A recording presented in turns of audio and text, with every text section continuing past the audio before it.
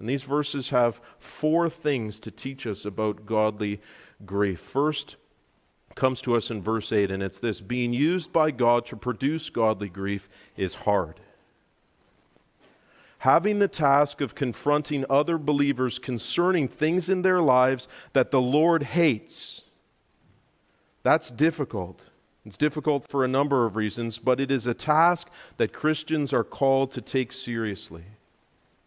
Being used by God to produce godly grief is hard.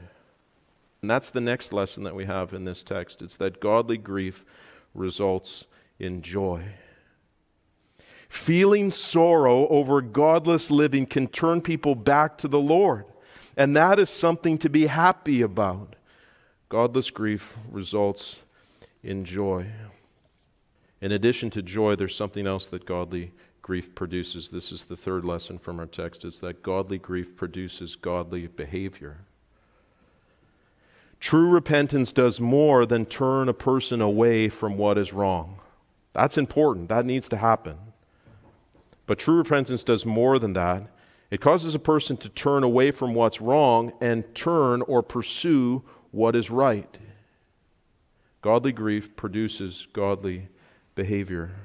When someone is willing to be used by God to produce godly grief, and when that godly grief produces repentance and therefore joy, and then the pursuit of what's right, when all that happens, then the last lesson of our text follows. This is the last lesson, is that godly grief restores and strengthens godly relationships.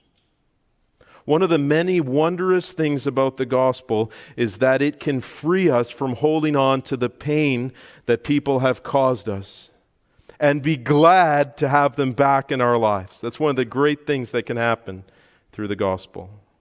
Godly grief restores and strengthens godly relationships.